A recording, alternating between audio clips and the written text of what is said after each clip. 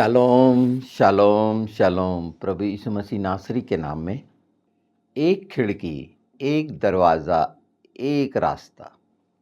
हमने 5784 में जो 2024 था, दरवाजे को जाना था कि दरवाजे की समय की पहचान हो रही है खुलने और बंद होने की। पर्याप्त समय परमेश्वर ने जो दिया है, और इस समय जो हम 5785 में चल रहे हैं अर्थात 2025 में, तो ये अनुग्रह का समय है जो 5 का अंक दिखाता है। हे, वो अनुग्रह का है, खिड़की का है। अब खिड़की का मतलब क्या होता है या अनुग्रह का मतलब क्या होता है? रास्ते के बारे में हम जानते ही हैं, और ये तीनों बात प्रभु यीशु में पूरी होती हैं, इसके अतिरिक्त किसी में नहीं। खिड़की होती है निहारने के लिए, देखने के लिए, जिसके लिए नाबार्ड शब्द है हिब्रू में। निहारना, देखना ध्यान से। और देखने की प्रक्रिया कब होती है? हम देखना क्यों चाहते हैं? जब हम जानना चाहते हैं, क्योंकि जब तक हम देखेंगे नहीं, हम जानेंगे कैसे या विश्वास कैसे करेंगे? दानियल में हम देखते हैं जब वो 30 दिन के लिए आदेश हुआ, तो वो ऊपरी कोठरी में जाकर जो खिड़की यरूशलेम की ओर खुलती थी उसे खोल देता था। इसका मतलब क्या फिजिकली कोई खिड़की खोलना? नहीं, हमें मालूम होना चाहिए कि जो मैं चाहता हूँ देखना, समझना, वो मुझे स्पष्ट और साफ साफ दिखे। देखते रहता है ना किसी चीज़ को, अगर वो मनभावनी है तो इंसान निहारते रहता है, उसको पूरी तरह से अवलोकन करता है। बाइबल में हमारे लिए ये बहुत साफ है। जो हाँ, खोलना और बांधना जैसा शब्द इस पृथ्वी पर रखा गया है हमारे लिए कि स्वर्ग से खुले, अर्थात वो स्वर्ग की खिड़की, वो स्वर्गीय दरवाजा जो प्रभु यीशु है, जिसे दालेत कहते हैं। ये चौथा लेटर है। पिछले इसमें ये समय को पहचानना, अंतिम समय की पहचान के लिए, जैसे नूह का जहाज था, उसमें एक ही खिड़की थी, एक ही दरवाजा था। उसका अर्थ क्या है?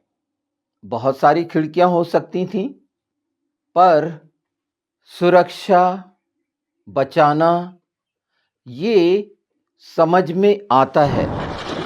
बचने के लिए देखता है ना इंसान। हम देखना क्यों चाहते हैं? कि हम बच जाएं। और क्या वचन को देखना, उन सच्चाइयों को देखना, और रास्ता, मार्ग मैं ही हूं, अर्थात वचन का मार्ग, उस पर चलकर देखना, जानना, पहचानना, महसूस करना। हम सबकी इच्छा है कि हम जो विश्वास रखते हैं, करते हैं, यीशु को देखें। यीशु को देखने का मतलब उन तमाम बातों को जो प्रभु यीशु ने अपने वचन में बताए हैं, उनको होते हुए देखना, चमत्कारों को होते हुए देखना, अनदेखी वस्तुओं का प्रमाण जो थी भी नहीं, हम आशा रखते हैं। ये आत्मिक दृष्टि का, आत्मा का देखना शुरू होता है।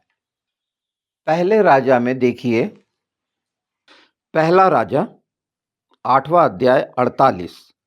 और यदि वे अपने उन शत्रुओं के देश में जो उन्हें बंदी कर कर ले गए हों, अपने संपूर्ण मन और संपूर्ण प्राण से तेरी ओर फिरें और अपने उस देश की ओर जो तूने उनके पुरखों को दिया था, और इस नगर की ओर जिसे तूने चुना है, और इस भवन की ओर जिसे मैंने तेरे नाम का बनाया है, तुझसे प्रार्थना करें, तो तू अपने स्वर्गीय निवास स्थान में से उनकी प्रार्थना और गिड़गिड़ाहट सुनना और उनका न्याय करना, और जो पाप तेरी प्रजा के लोगों के विरुद्ध करेंगे और जितने अपराध वे तेरे विरुद्ध करेंगे सबको क्षमा करके उनको बंदी बनाने वालों के मन में ऐसी दया उपजाना कि उन पर दया करे।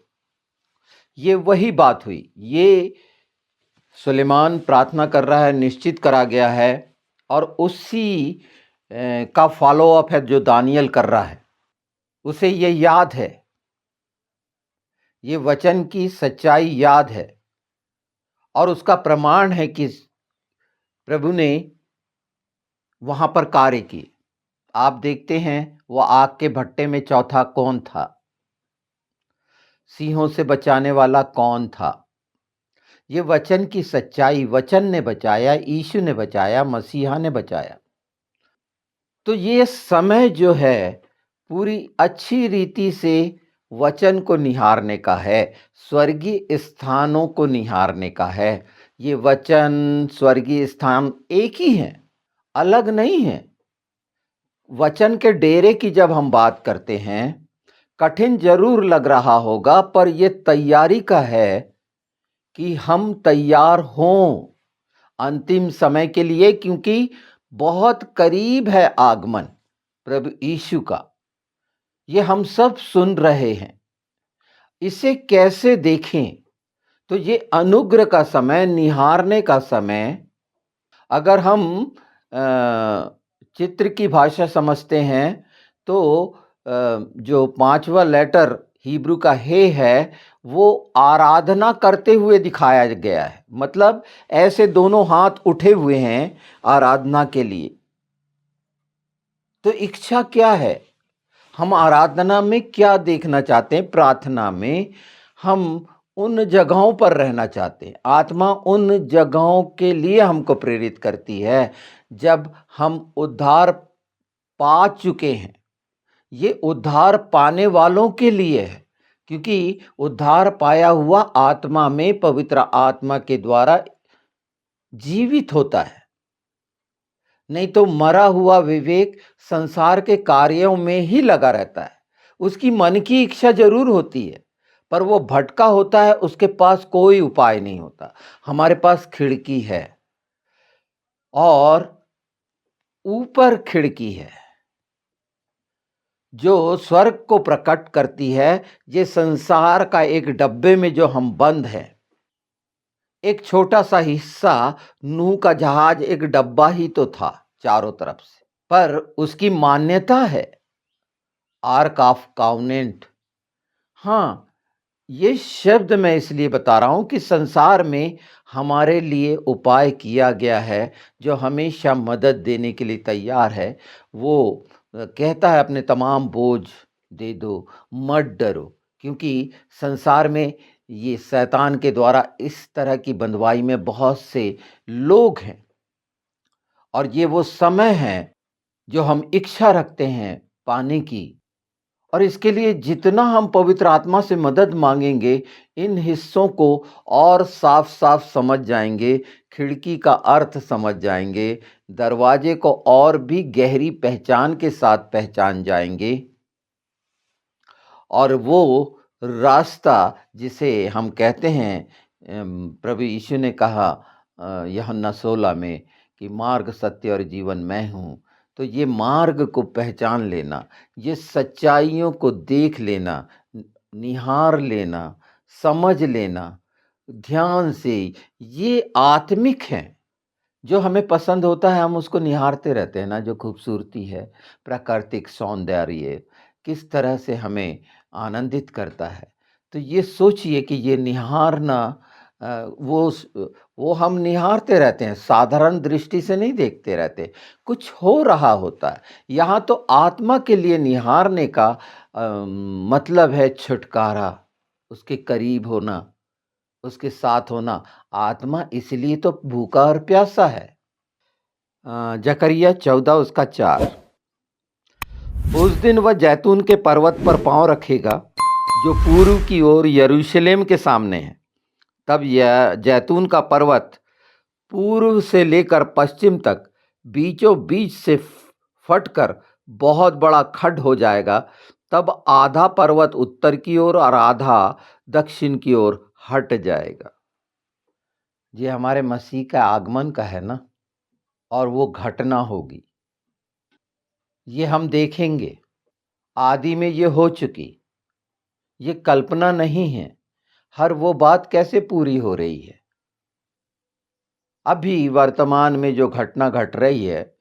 मैं सपन्या का 2-4 आपको बताऊंगा कि वो अम, क्या है।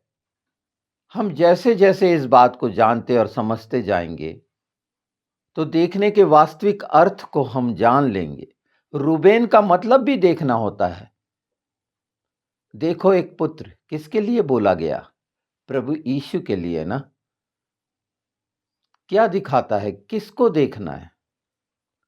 जब हम प्रभु यीशु को देखना चाहते हैं, तो कैसे देख रहे हैं हम, और कब देखेंगे हम? वही वो खिड़की है वचन की, अनुग्रह की। हमारी कोशिशों से नहीं होगा, पर ये वचन की सच्चाई हमको देखने में या देखने योग्य करेगी। ये निश्चित है कि हम क्या क्या देखना चाहते हैं। जैसे अधीनता में हम क्या क्या देखना चाहते हैं, और बाइबल का पूरा सार इसमें निकलता है, देखते हुए नहीं देखते, सुनते हुए नहीं सुनते।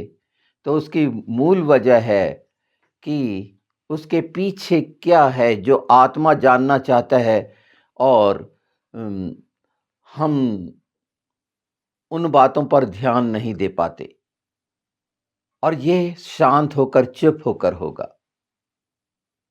इसलिए ध्यान की आवश्यकता है। एक सा चुप बैठ जाना, इन बातों को लेकर, संसार की बातों को नहीं।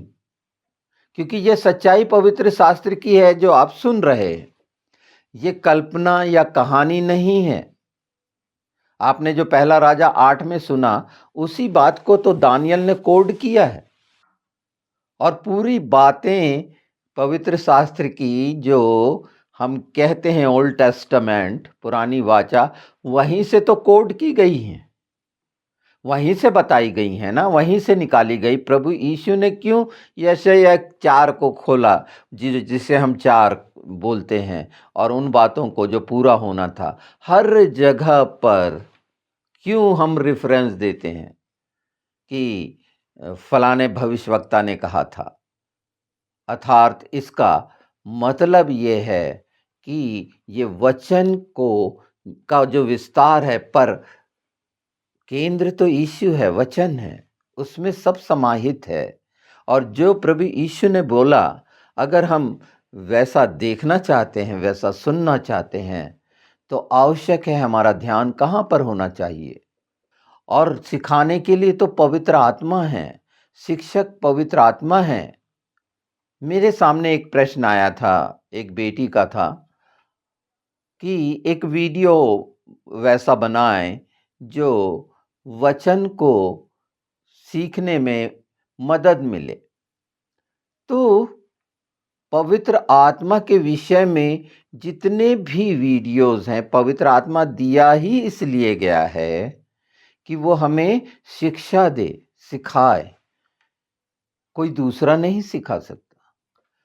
और धीरे धीरे जो सीखना चाहते हैं, इसी रीति से सीखते चले जाएंगे। भूख प्यास निश्चित दिखाएगी, आप उस मार्ग पर चलेंगे, और वो दरवाजा खुलेगा।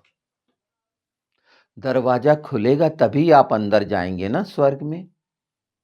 खिड़की से कोई अंदर नहीं जाता, वो चोरों के लिए है ना। तो यहां पर कुछ नहीं। तो निहारना, जिसे नाबट कहते हैं हिब्रू में। आपको याद आएगा, मूसा ने पीतल का सांप लटका दिया था, और जो कोई वो देखेगा, उसको देखेगा, वो नहीं मरेगा। मर रहे थे ना सांप से। सांप का काम है जीवन लेना। बाइबल में लिखा है कि तू मनुष्य की एड़ी को डसेगा, और मनुष्य तेरे सिर को कुचलेगा। ये सच्चाई पूरी हुई ना? प्रभु यीशु जो स्त्री के वंश से आया, हम यीशु के वंश के हो गए ना, तो हमारी एड़ी को वो कैसे डस सकता है? बिल्कुल भी नहीं।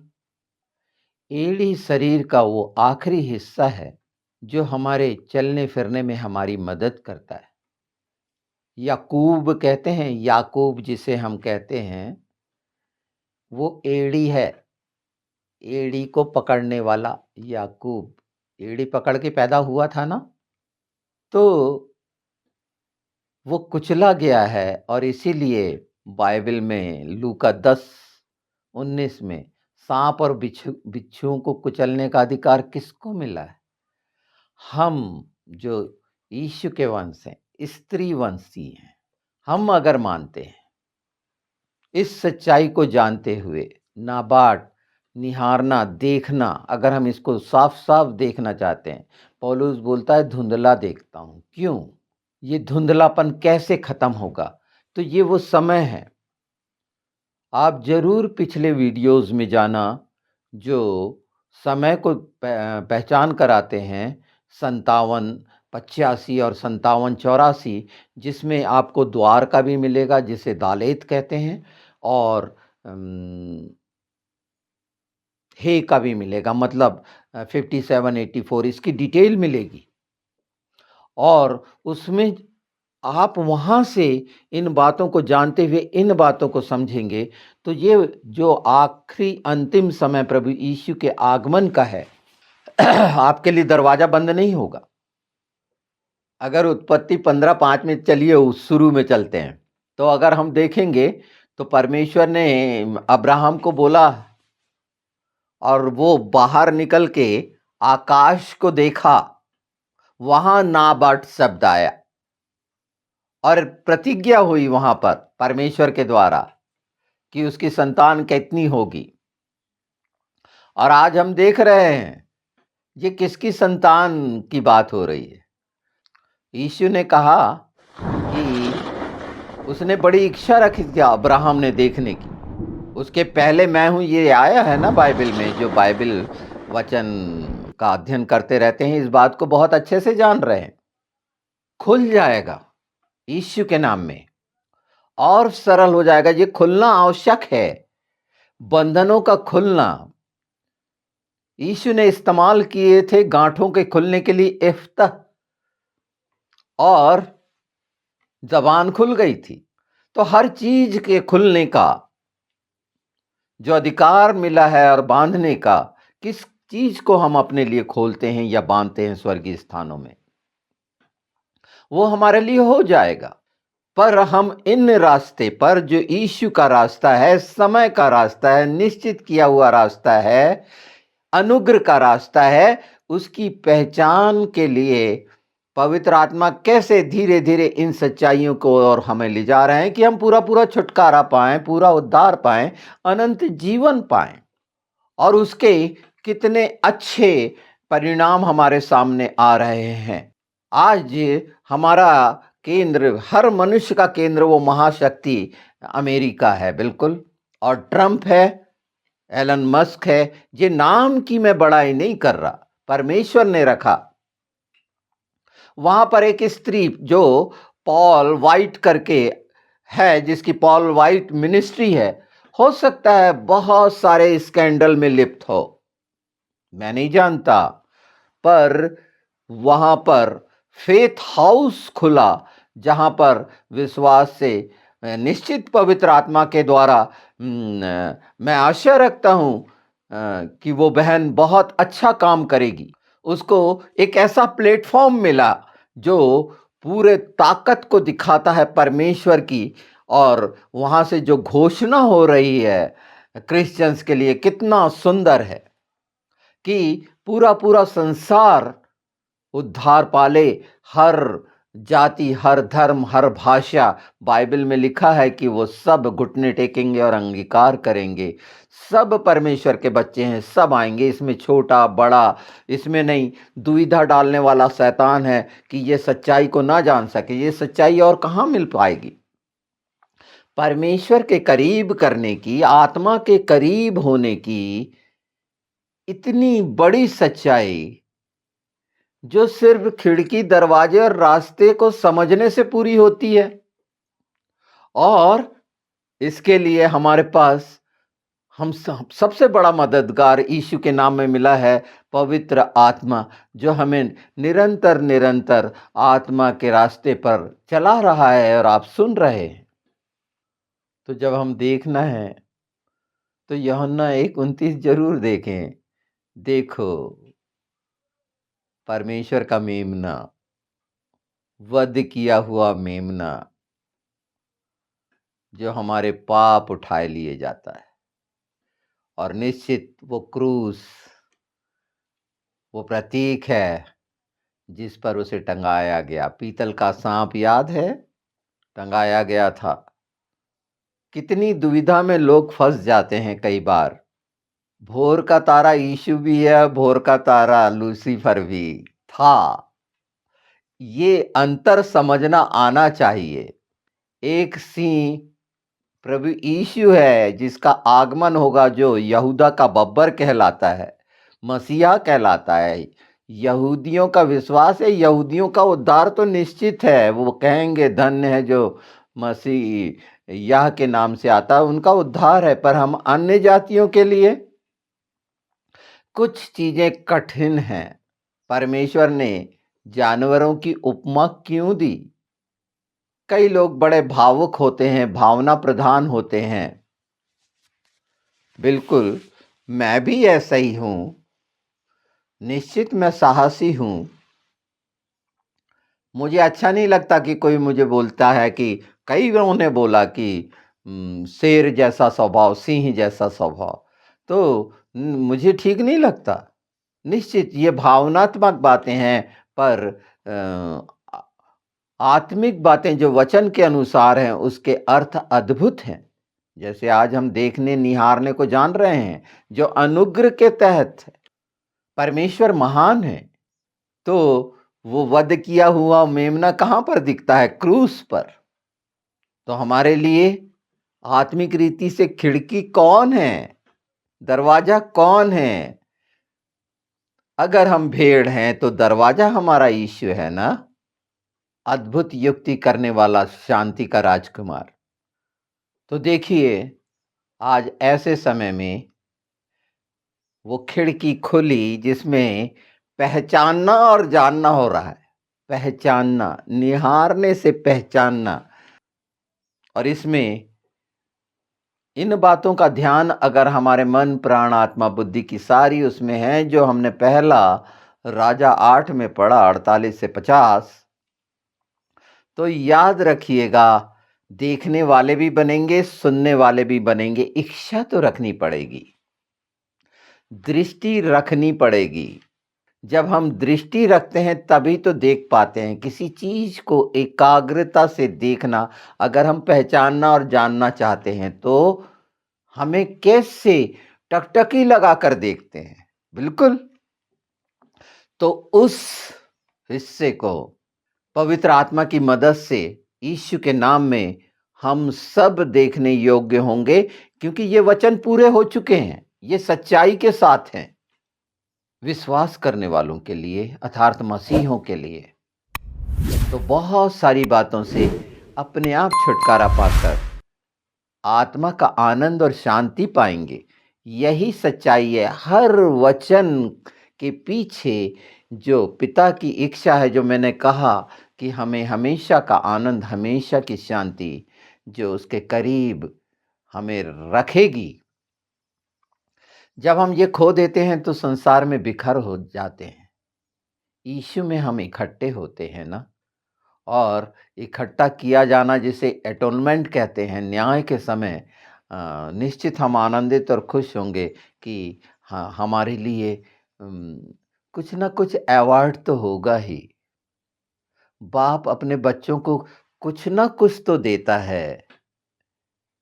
चाहे गरीब से गरीब परिवार में का एक मज़दूर वर्ग भी बहुत कम, पर अब शाम को अपने बच्चे के लिए कुछ लाता तो ज़रूर है। इच्छा तो ज़रूर रखता है और वो अपने बच्चे की इच्छा पूरी होती है। तो हम सब उसकी संतान और बच्चे हैं, वो हमारी इच्छा पूरा करने के लिए तैयार है और इसीलिए तो यीशु का बलिदान हुआ कि उसने अपने बच्चे को हमारे लिए दे दिया कि वो बच्चों की कितनी चिंता करता है। तो डरिए मत, निराश मत होइए। अ, अपने घर की डबल स्टोरी में जाके खिड़की खोल के उधर नहीं, यरूशलेम के तरफ खुलने वाली खिड़की का मतलब होता है, जहाँ पर उपाय किया गया शालोम का, शांति का, मतलब हम हर चीज़ की आशीष पाएँ, यही तो है पिता यहोवा ईरे जो उपाय करता है। और आज ये वीडियो उपाय का वीडियो है, जो एक खिड़की, एक दरवाज़ा और एक रास्ता, प्रभु यीशु मसीह नासरी के अतिरिक्त कोई भी नहीं। और हमारा मददगार, मैं बार-बार कह रहा हूँ, पवित्र आत्मा है, हमारे साथ है, उसने दे के गया है, भेजा है और पवित्र आत्मा वो कर रहे हैं। और पवित्र आत्मा के ही द्वारा जो हो रहा है, उसी में परमेश्वर की महिमा स्तुति हो रही है, निश्चित। और हम में से प्रत्येक जब इच्छा रखेंगे कि सर्वोत्तम उसकी हम महिमा, उसकी बड़ाई, प्रशंसा का कारण बने उसके राज्य के लिए, तो यीशु के नाम में वो हमारे लिए हो जाएगा।